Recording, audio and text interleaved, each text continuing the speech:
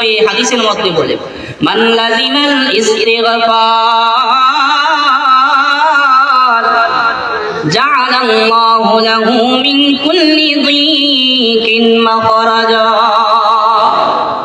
আল্লাহর নবী বলেন, হে পৃথিবীর মানুষেরা, এই পৃথিবীর মধ্যে যেই বান্দা গুনাহ থেকে বাঁচবে, আল্লাহর কাছে তওবা করবে, ইস্তিগফার করবে, আল্লাহর কাছে ক্ষমা চাইবে, আল্লাহ রাব্বুল আলামিন ওই বান্দার বিপদ থেকে বান্দাকে উদ্ধার করবে। শুধু তাই নয় রে বান্দা, আল্লাহ রাব্বুল আলামিন এমন স্থান থেকে রিজিক দান করবে, ওয়া রাযাকাহু মিন হাইসু লা ইয়াহতাসিব। আল্লাহর নবী বলেন, বান্দা, আল্লাহ তাআলা ওই বান্দার রিজিকের ব্যবস্থা এমন জায়গা থেকে করে দিবে যা বান্দা কোনোদিন কল্পনাও করতে পারে না। আল্লামা শায়েখ সালেম সুতি রাহমাতুল্লাহি আলাইহি বলেন, ও দুনিয়ার মানুষেরা, আমার যখন অন্তরের মধ্যে পরকালের ভয় জাগ্রত হয়ে গেল, হাসরের ময়দানে রব যেদিন আমাকে জিজ্ঞাসা করবে, হাসরবাসীদের সামনে আমি আল্লাহর দরবারে কোনো উত্তর দিতে পারবো না। কারণ আজকে দুনিয়ার মধ্যে আমার এই চুরি করার কারণে দুনিয়ার কেউ নাও জানতে পারে, কিন্তু হাসরের ময়দানে আমি যে স্থান থেকে চুরি করতেছি ওই জায়গা আল্লাহর দরবারে সাক্ষী হয়ে যাইবে। আমরা তো মনে করি গুনাহ করি, চুরি করি, রাহাজানি করি, ইত্যাদি করতেছি, যে আমার বিপক্ষে কেউ কোনো কিছু বলতে পারবে না। আশরাফ আলী থানভী রাহমাতুল্লাহি আলাইহি বলেন, বান্দা না, আপনার আমার বিপক্ষে গুনাহ করার কারণে এমন চারটা সাক্ষী দাঁড়িয়ে যাইবে, দুনিয়ার কোনো মানুষ এই সাক্ষীগুলোর মোকাবেলা করার শক্তি পায়। আল্লাহর নবী বলেন, আল্লাহ তাআলা প্রথম নম্বরের সাক্ষীর ব্যাপারে জানিয়ে ইয়াউমা ইযিন তুহাদ্দিসু আখবারাহা।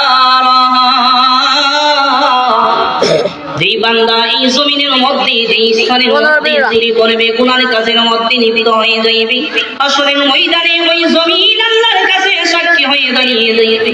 আল্লাহর বুজুর্গ আলেমে দ্বীন আল্লামা সালেম সুতি রাহমাতুল্লাহি আলাইহি বলেন, ও দুনিয়ার মানুষেরা, হাসরের ভয় আমার অন্তরের মধ্যে জাগ্রত হয়ে গেল। আজকে দুনিয়ার মধ্যে যদি আমি চুরি করি, হাসরের ময়দানে জমিন তো আমার আপনার বিপক্ষে সাক্ষী হয়ে যাইবে।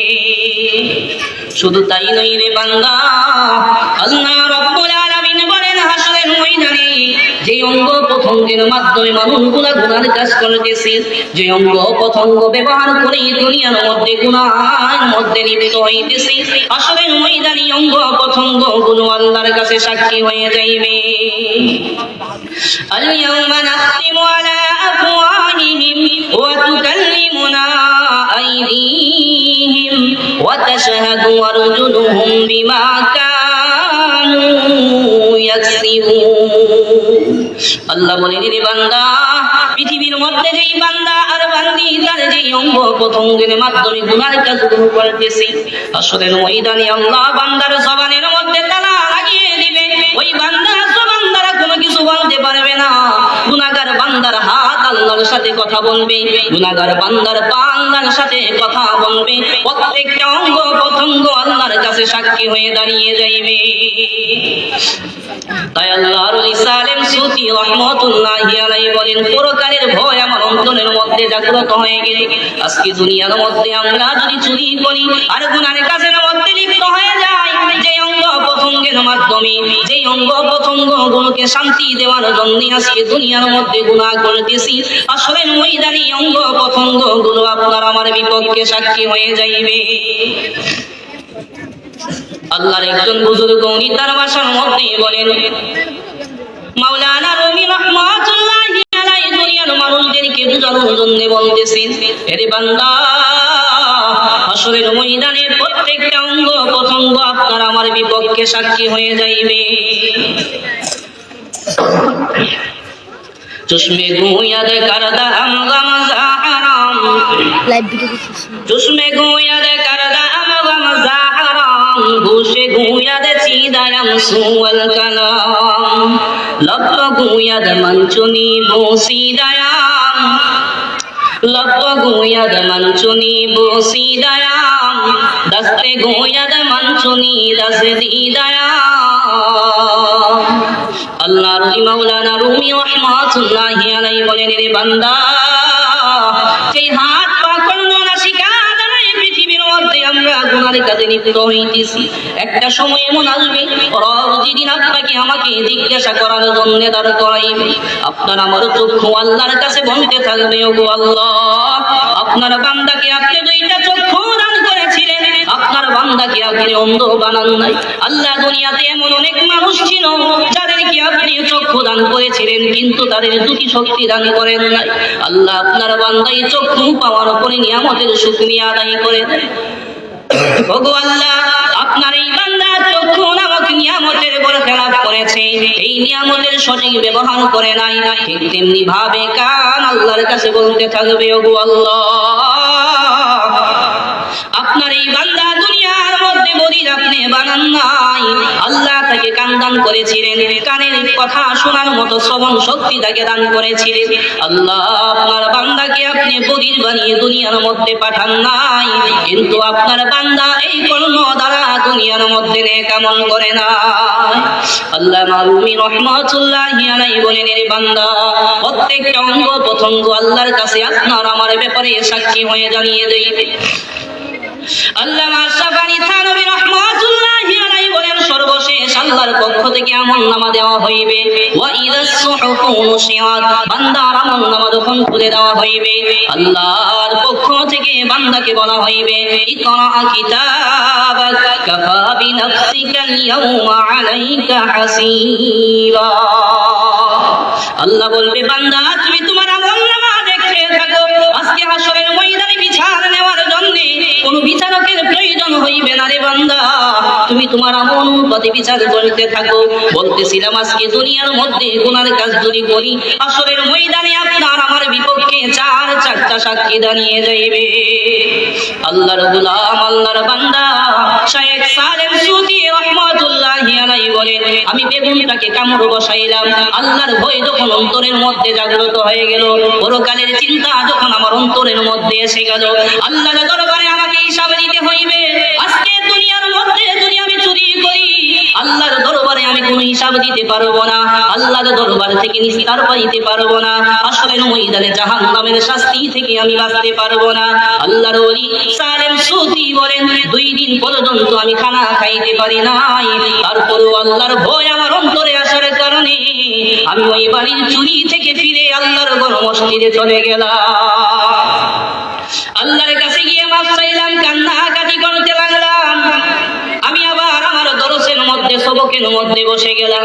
আল্লাহর ওলি সালেম সুতি বলেন, আজ ওই দিনের দরস যখন শেষ হয়ে গেল, ক্লাস যখন শেষ হয়ে গেল, সকল ছাত্ররা যার যার বাড়িতে চলে গেল, আমি মসজিদের এক কোণার মধ্যে বসে রইলাম।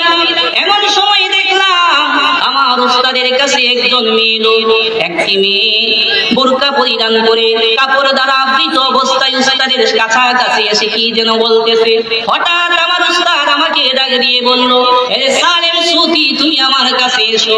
আমি যখন আমার উস্তাদের কাছে গেলাম, আমার উস্তাদ আমাকে বলতে লাগলো, এ সালেম, তুমি কি বিবাহ করেছো? আমি বললাম, না, আমি বিবাহ করি নাই। দ্বিতীয়বার আমাকে প্রশ্ন করলো, তুমি কি বিবাহ করবে? আমি তখন কোনো উত্তর দিলাম না। এইভাবে আরেকবার আমাকে প্রশ্ন করলো, তুমি কি বিবাহ করেছো? আমি বললাম, না, আমি বিবাহ করি নাই। তৃতীয় প্রশ্ন আমাকে করা হইলো, তুমি কি বিবাহ করবে? আমি মনে মনে ভাবতে লাগলাম, আল্লামা সালেম সুতি বলেন, খানার অভাবে 2 দিন পর্যন্ত আমি খানা খাইতে পারি নাই। দারিদ্রতার কারণে আমি খানা কিনেও আমার ক্ষুধা নিবারণ করতে পারি নাই। আমি নিজেকে কন্ট্রোল করতে পারতেছি না। আমি নিজের ভরণ পোষণের ক্ষমতা রাখি না। আমি কিভাবে এই মেয়েটাকে ভরণ পোষণ দিব? আমি কিভাবে তার লালন পালন করব? আল্লাহর ওলি সালেম সুতি বলেন, এই কারণে আমি চুপচাপ বসে রইলাম। কিছুক্ষণ পরে আমার উস্তাদ আমাকে বলতেছেন, এই মেয়েটার স্বামী কয়েক মাস পূর্বে দুনিয়া থেকে মৃত্যুবরণ করেছে। বেশি দেরি হয় নাই, সে তার স্বামী দুনিয়া থেকে বিদায় হয়ে গেছে। তার অনেক টাকা পয়সা হয়েছে, আত্মীয় স্বজন বলতে তার কেউ নেই, শুধুমাত্র তার একজন চাচা হয়েছে। এই নারীটা তার সতীত্ব রক্ষা করার জন্য, তার সম্পদগুলোকে রক্ষা করার জন্য, তার এই সতীত্বের রক্ষার জন্য আর সম্পদ রক্ষার জন্য একজন নেককার পাহারাদার বুজুর্গ ব্যক্তি তালাশ করতেছে। এর সালেম, তুমি যদি সমর্থ দাও, আমি এই মুহূর্তে মেয়েটার সাথে তোমার বিবাহ সম্পন্ন করে দিব। আল্লামা সালেম সুতি বলেন, আমি আশ্চর্য হয়ে গেলাম, 2 দিন পর্যন্ত আমি খানা খাইতে পারি নাই। আজকে এই মুহূর্তে আমার বিবাহ হইবে। উস্তাদের পক্ষ থেকে মোহর আদায় করে দেওয়া হইল। বিবাহ সম্পন্ন হওয়ার পরে ওই নারীটা আমাকে নিয়ে তার ঘরের মধ্যে চলে গেল। আমাকে নিয়ে যাওয়ার পরে বলতেছে, আপনার জন্য আমি খানার ব্যবস্থা করি। বোঝানোর জন্য বলতেছিলাম, আল্লাহ কিভাবে বান্দার রিজিকের ব্যবস্থাটা করে, আল্লাহর ভয় যদি অন্তরে থাকে। ওই যুবক ব্যক্তিটা বলে, আমি তার ঘরের মধ্যে যাওয়ার পরে আমার নবপ্রসূত এই স্ত্রীটা বলতেছে, আমার এই নতুন স্ত্রী বলতেছে, আপনার জন্য আমি খানার ব্যবস্থা করি। সেই কথা বলে যখন পাতিল থেকে খানা আনতে গেল, আসার পরে আমাকে বলতেছে, আশ্চর্যের বিষয় বুঝা বড় দায়, আমাদের বাড়ির মধ্যে অন্য কোনো মানুষ তো দেখা যায় না, কে বা কাহারা আমাদের বাড়ির মধ্যে মনে হয়ে এসেছিল। আমার এই রান্নার ঘরের মধ্যে যে হাড়িল ছিল, যেই পাতিল ছিল, এই পাতিলের মধ্যে যেই তরকারি ছিল, এই বেগুনের মধ্যে মানুষের দাঁড় বসানো চিহ্ন পাওয়া যাইতেছে। ওই মেয়েটা আশ্চর্য হয়ে তার স্বামীর কাছে বলতেছে, স্বামী আমার, এই বাড়ির মধ্যে অন্য কোনো পুরুষ নেই, অন্য কোনো মানুষ তো আসার কথা না, কিন্তু আশ্চর্যের বিষয়, এই তরকারির ডেকচির মধ্যে যেই বেগুন বসানো ছিল, এই বেগুনের মধ্যে মানুষের দাঁত বসানোর চিহ্ন দেখা যাইতেছে। এই সময় সালেম সুতি তখন বলতেছি, এই বেগুনের মধ্যে যেই দাঁত বসানোর চিহ্ন দেখা যাইতেছে, দুনিয়ার অন্য কোনো মানুষের চিহ্ন নয়, এই চিহ্নটা হলো তোমার স্বামী। আমি সালেম সুতি রাহমাতুল্লাহি আলাইহি। এই কথা শোনার পরে মেয়েটা আশ্চর্য হয়ে গেল, এটা কিভাবে হইতে পারে। আমি বলতেছিলাম, আল্লাহ নিজেই বলতেছেন, ওয়ায়ারযুকুহু মিন হাইসু লা ইয়াহতাসিব। যেই বান্দা আর বান্দির অন্তরে আল্লাহর ভয় থাকবে, যার ভিতরে আল্লাহর তাকওয়া অর্জন হয়ে যাইবে, ওই বান্দা যখন আল্লাহর ভয়ে গুনার কাজ ছেড়ে দিবে, বান্দা যখন আল্লাহর কাছে ইস্তেগফার করবে, বান্দা যখন আল্লাহর কাছে মাফ চাইবে, ক্ষমা চাইবে, আল্লাহ রাব্বুল আলামিন শুধু তার বিপদ দূর করবেন না, আল্লাহ এমন জায়গা থেকে ওই বান্দার রিজিকের ব্যবস্থা করবে, যেই রিজিকের চিন্তা বান্দা কঠিনকালেও করতে পারে না। আল্লামা সালেম সুতি রাহমাতুল্লাহি আলাইহি তার স্ত্রীকে বলতেছেন, স্ত্রী আমার, তুমি শুনো আমার ঘটনা। আজকে থেকে প্রায় 2 দিন আগ পর্যন্ত আমি কোনো খানা খাইতে পারি নাই। এই মসজিদের মধ্যে 2 দিন যাবত আমি উপবাস ছিলাম। খানার তীব্রতার কারণে আমি একদিন নিয়ত করেছি, চুরি করে হলেও আমি খানা খাইব। আজকে মাত্র তোমার ঘরের মধ্যে কিছুক্ষণ পূর্বে আমি এসেছিলাম। দুনিয়ার কোনো মানুষ ভালো মানুষ হিসেবে আসি নাই, দুনিয়ার একজন চোর সেজে আমি তোমার ঘরের মধ্যে এসেছিলাম। এই ট্যাক্সি থেকে আমি যখন আমার মুখের মধ্যে আহারটা নিলাম, এই বেগুনটা যখন কামড় দিলাম, তখন পরকালের ভয় আমার অন্তরে জাগ্রত হয়ে গেল, হাসরের ময়দানের কথা আমার জাগ্রত হয়ে গেল। আল্লাহর ভয় থাকার কারণে আমি তোমার ঘর থেকে চুরি না করে ফিরে গিয়েছিলাম। আল্লাহর কুদরত বুঝা বড় দায়। আল্লাহ রাব্বুল আলামিন যেই দিক থেকে আমি বেগুন খেতে চেয়েছিলাম, আল্লাহ রাব্বুল আলামিন শুধু আমাকে বেগুনের মালিক বানান নাই, এই বেগুনের মালিকা তোমার স্বামী হিসেবে আল্লাহ রাব্বুল আলামিন আমার রিজিকের ব্যবস্থা করে দিয়েছে।